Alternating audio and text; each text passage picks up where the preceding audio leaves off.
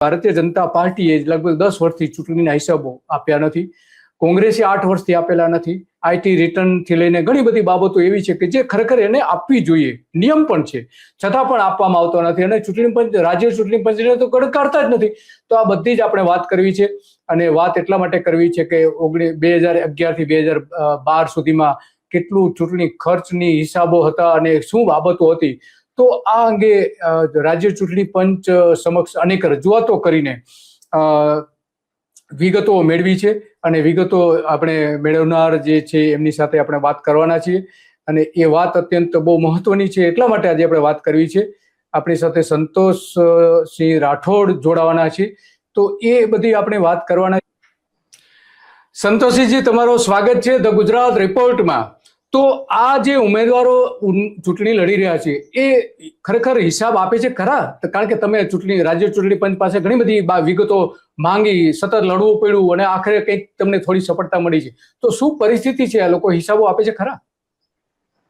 જી, સૌથી પહેલા તો એ જણાવવા માંગીશ કે આખું આમ તો જે કહેવાય કે ચૂંટણી એટલે લોકશાહીનું પર્વ, પરંતુ આ જે લોકશાહીનું પર્વ છે ક્યાંક એની એક થોડી જુદી પણ વ્યાખ્યા એવી બને છે કે સમગ્ર ચૂંટણી સમય દરમિયાન જેટલું કાળું નાણું ઉદ્ભવે છે, કાં તો પછી કાળું નાણું બજારમાં જે ફરતું થાય છે, આટલું કાળું નાણું ભાગ્યે જ કદાચ આખા વર્ષ દરમિયાન આટલા ઓછા સમયગાળામાં ફરતું હશે. એટલે હું આને લોકશાહીના પર્વ કરતા એક કાળા નાણાંનો ઉદ્ભવ કઈ રીતે થઈ શકે એ રીતે આને ચૂંટણીને વધારે જોઉં છું. કારણ કે આ જે કાળું નાણું અને જે ઉદ્ભવે છે એનું મૂળ કારણ રાજકીય પક્ષો અને એ રાજકીય પક્ષોએ ઊભા કરેલા ઉમેદવારો, અને ક્યાંક ને ક્યાંક આમાં એ મોટો જે રોલ છે એ રાજ્ય ચૂંટણી આયોગનો પણ છે. હવે આપે ઉમેદવારોની વાત કરી. ઉમેદવારોની વાતની સાથે સાથે ઉમેદવારો કેમ ચૂંટણીના ખર્ચના હિસાબો નથી આપતા એની પાછળનું રાજ્ય ચૂંટણી આયોગનો જે માઇનસ પોઈન્ટો છે એની પણ વાત કરું છું અને પછી ઉમેદવારો પર આવું છું. હવે ક્યારે પણ ચૂંટણી જ્યારે લડાતી હોય ત્યારે ઇલેક્શન કમિશન ઓફ ઇન્ડિયાના અને સુપ્રીમ કોર્ટના પણ કેટલાક ઓર્ડર્સ છે કે ચૂંટણીમાં જે પણ ફંડ વપરાય એ ફંડ ઓડિટ કરી શકાય તેવા સ્ત્રોતમાંથી હોવું જોઈએ. પરંતુ રાજ્ય ચૂંટણી આયોગમાં ઉમેદવારના માટે ચૂંટણી ખર્ચને રેકોર્ડ કરવા માટે કાં તો ચૂંટણી ખર્ચને નિભાવવા માટે અલગથી બેંક એકાઉન્ટ ખોલવાની કોઈ પણ જાતની કાર્યવાહી કે કોઈ પણ જાતની નોંધ મૂકેલી નથી કે ભાઈ ઉમેદવારે સ્પેશિયલ અલગથી ચૂંટણી ખર્ચ માટે અલગથી એક બેંક એકાઉન્ટ ખોલાવવું. જ્યારે વિધાનસભા અને લોકસભાના ઇલેક્શનોની અંદર ઇલેક્શન કમિશન ઓફ ઇન્ડિયા દ્વારા ચૂંટણી લડતા તમામ ઉમેદવારો માટે અલગથી બેંક એકાઉન્ટ ખોલાવવું ફરજિયાત છે, પરંતુ રાજ્ય ચૂંટણી આયોગમાં આવું નથી. હવે જો કમ્પેરિઝન જો આપણે કરીએ રાજ્ય ચૂંટણી આયોગની અને સાથે સાથે વિધાનસભા લોકસભાના જે વપરાય છે, જે લિમિટ જે આપેલી છે, હું અહીંયા શબ્દ વાપરીશ કે લિમિટ, એક ઉમેદવારના માટે એક લિમિટ નક્કી કરવામાં આવતી હોય છે. તો લોકસભાની જો લિમિટની આપણે વાત કરીએ તો ગુજરાતની લિમિટ 95 લાખ રૂપિયા છે અને 95 લાખની સામે ગુજરાતની અંદર 26 જેટલા આપણા સાંસદો છે. તો આ તમામ સાંસદો આખી ગુજરાતનું પ્રતિનિધિત્વ એ લોકસભામાં કરતા હોય છે, એટલે તમામ વિસ્તાર આવી જાય છે ગુજરાત રાજ્યનો. હવે રાજ્ય ચૂંટણી આયોગમાં જે ખર્ચ થાય છે એ ખર્ચ તમામ ઉમેદવારોનો જો ગણીએ તો એ મહાનગરપાલિકા, નગરપાલિકા, જિલ્લા પંચાયત આ તમામના ઉમેદવારોની સંખ્યાબળ અને તેમને આપેલી લિમિટ પ્રમાણે જો ગણીએ તો 392 કરોડ રૂપિયા કોઈ પણ એક પક્ષ એક ઉમેદવારને બધી સીટો પર રાખે તો આટલો ખર્ચ થતો હોય છે. જ્યારે એ લોકસભાના સંદર્ભમાં જ્યારે વાત કરીએ તો 26 લોકસભાની સીટો અને 95 લાખ રૂપિયાની લિમિટ એટલે લગભગ માત્ર 25 કરોડ રૂપિયા જેટલો ખર્ચ થતો હોય છે.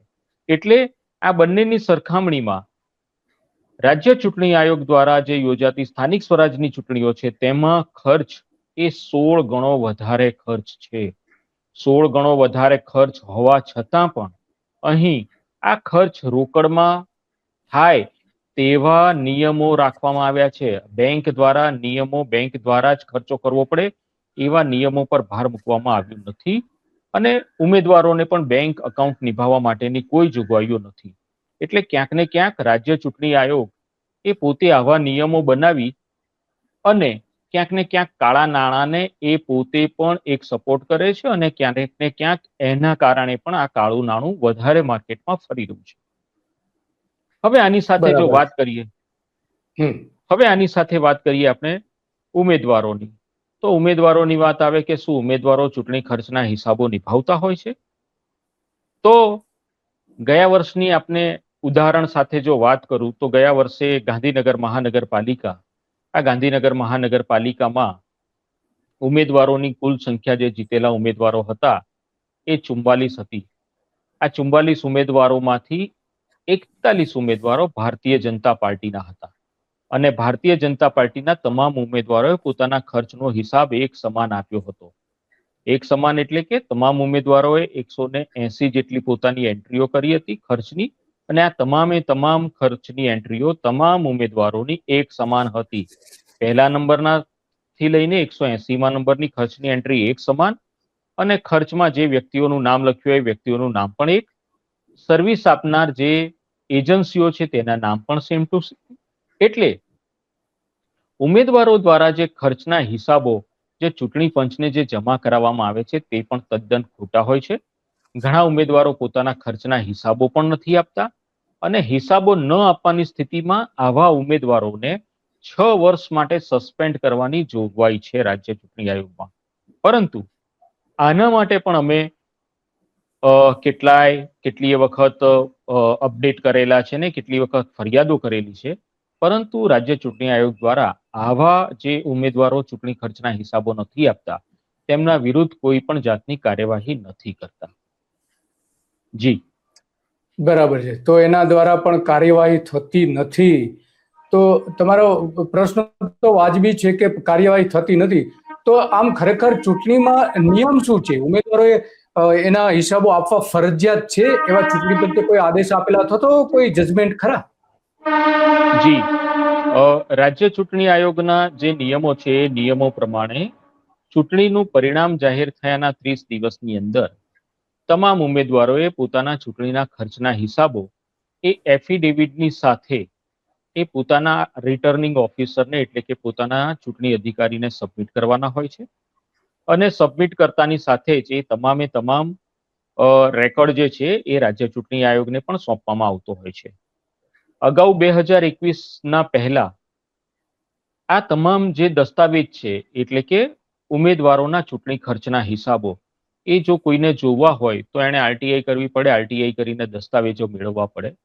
પરંતુ અમે પ્રયત્નો કર્યા કે આ તમામ જે ખર્ચના હિસાબો છે એ ઓનલાઈન રેકોર્ડ પર હોવા જોઈએ, પબ્લિક ડોમેનમાં હોવા જોઈએ અને જેને માન આપીને રાજ્ય ચૂંટણી આયોગે નિયમ બનાવ્યો 2021 બાદ એટલે 2021 થી તમામ ઉમેદવારોના ખર્ચના રેકોર્ડ એ ઓનલાઈન હવે જોવા મળે છે. એટલે મેં આ તો એક વાત કરી કે ઉમેદવારોના ખર્ચના હિસાબો આપવા માટેનો નિયમ. હવે જો કોઈ ઉમેદવાર ખર્ચના હિસાબો નથી આપતો તો જો ઉમેદવાર 1 મહિનાના સમય મર્યાદાની અંદર પોતાના આરોને ખર્ચના હિસાબો નથી આપતો તો આવા